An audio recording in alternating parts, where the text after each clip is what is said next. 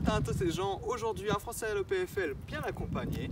Aujourd'hui, nouvelle vidéo d'interview pour vous présenter une nouvelle section de l'EPFL qui est la section SV, Ingénierie et Sciences du Vivant.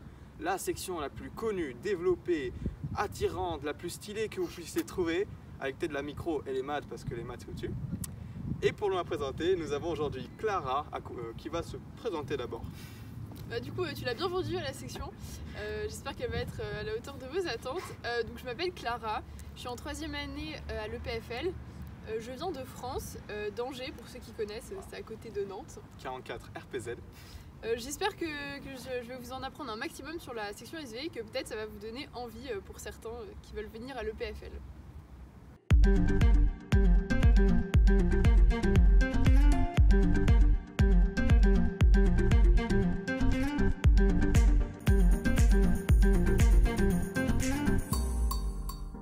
Du coup Clara, première question, qu'est-ce qui t'a fait choisir cette belle section de SV? En fait, moi j'aimais bien la biologie et je trouvais que dans d'autres formations plus classiques, c'était moins porté maths physique qu'à l'EPFL où vraiment toutes les sections ont le même tronc commun en maths et physique. Ou alors dans d'autres formations comme par exemple BCPST, les prépas BCPST en France, je trouvais que les débouchés étaient beaucoup plus portés agronomie et ça m'intéressait moins. Et du coup je me suis dit qu'avoir un diplôme d'ingénieur en étudiant de la biologie, c'était quelque chose qui pouvait m'intéresser beaucoup. Ça, donc, par exemple, si on voulait travailler par exemple dans tout ce qui est domaine biomédical, en fait on est un peu obligé de passer par médecine, ça veut dire, ou faire une fac de bio. On ne pouvait pas en passer par prépa du coup et grandes écoles. Je pense qu'on pouvait peut-être y arriver, je connais pas vraiment bien les débouchés, mais ça m'apparaissait plus compliqué qu'à l'EPFL où c'est vraiment ça directement, quoi. Très bien.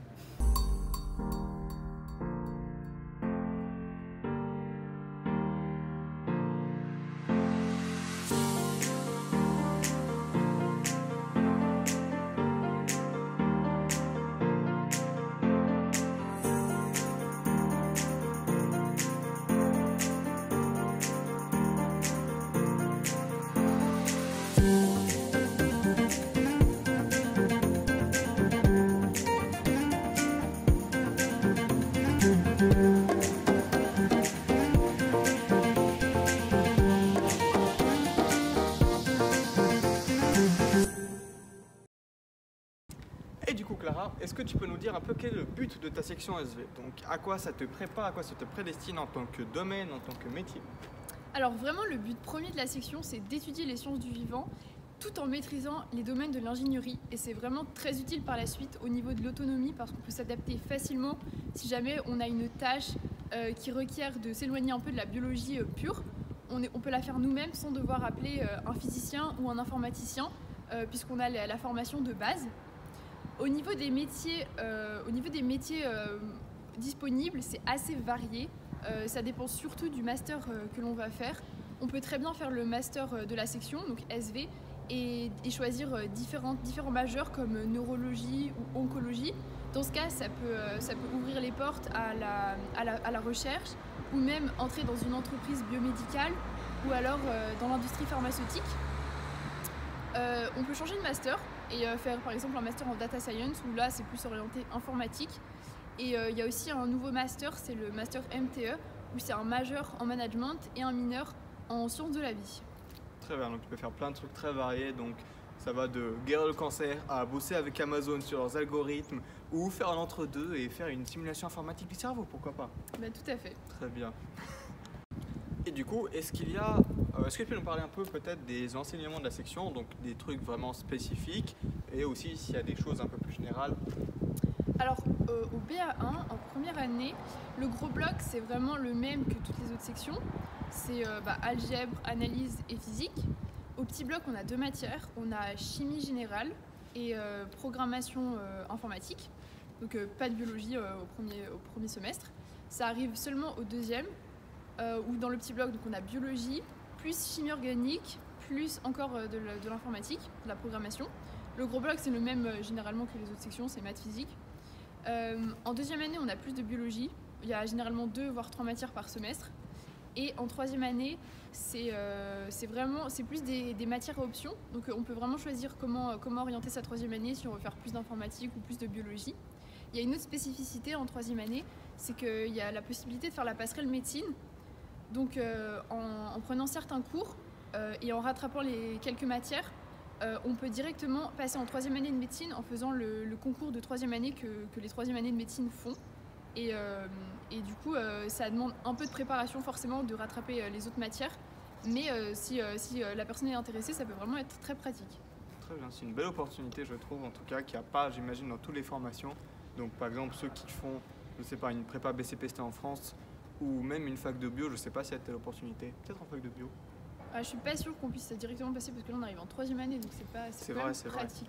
C'est vrai, donc on n'a pas à refaire tant de choses que ça au final. Donc ça demande, j'imagine, quand même de la préparation, mais pour ceux qui veulent vraiment faire la médecine, je pense que ça vaut le coup. Ouais, et puis c'est vrai que si jamais en entrant en SV, on ne sait pas vraiment ce qu'on veut faire et qu'on change d'avis, bah là c'est hyper possible, donc c'est vraiment pratique. C'est vrai, c'est ça l'avantage aussi, c'est à cause du fait qu'on a tout ce côté biologique, mais aussi tout ce côté informatique et sciences de l'ingénierie un peu plus générale, bah, on peut vraiment voir vraiment ce qui nous plaît et ensuite décider assez facilement après ce vers quoi on veut s'orienter. Exactement. Est-ce que sur ces enseignements, il y a vraiment aussi des enseignements plus pratiques? Parce que la biologie, c'est quand même beaucoup de théorie, j'imagine, au début en tout cas. Donc, est-ce qu'il y a quand même des... Voilà, tu bosses avec des pipettes et tout? Ouais, bah du coup, dès la deuxième année, on a des labos où on a 12 labos en un an. Et le but, c'est vraiment de faire de la manipulation génétique. Donc, on part d'une bactérie dans laquelle on va insérer un gène d'un autre organisme. Et au 12e labo, on aboutit avec cette bactérie OGM en quelque sorte. En troisième année, c'est un peu différent, c'est des TP de physiologie. Donc du coup, on réalise un peu des expériences sur nous-mêmes. Par exemple, on va faire une activité physique, on va mesurer notre rythme cardiaque, des choses comme ça. Très bien.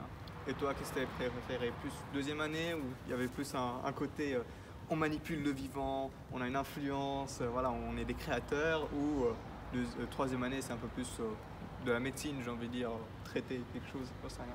C'est assez différent parce qu'en gros en deuxième année c'est vraiment un peu nos premiers pas dans un labo.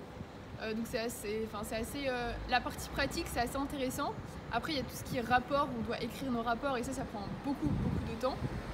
Maintenant les labos là je les ai pas encore commencés en troisième année donc je peux pas te dire. Okay. Mais je pense que ça va être différent, mais je pense que je vais bien aimer aussi. Très bien. C'est le Covid, hein, on est désolé. Les labos, c'est compliqué du coup. Ouais.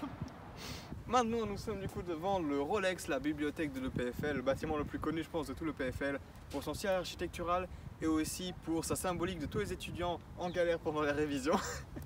Et ce qui nous amène à notre nouveau sujet. Est-ce que c'est vraiment dur la SV? Alors moi, quand je suis arrivée en première année, on était aux environs de 350 et il n'y a que 100 personnes à peu près qui sont passées en deuxième année, donc ça fait environ 30% de réussite. Et entre le BA1 et le BA2, il y a la moitié qui va à la MAN. Donc c'est vrai que comme ça, c'est assez sélectif. Je pense qu'en maths, c'est relativement similaire, voire même encore un peu plus. Donc voilà, il y a 30% de réussite entre la première et la deuxième année. Très bien, donc c'est vraiment dur. Ouais, un petit peu, mais bon, ça va, c'est faisable quand même.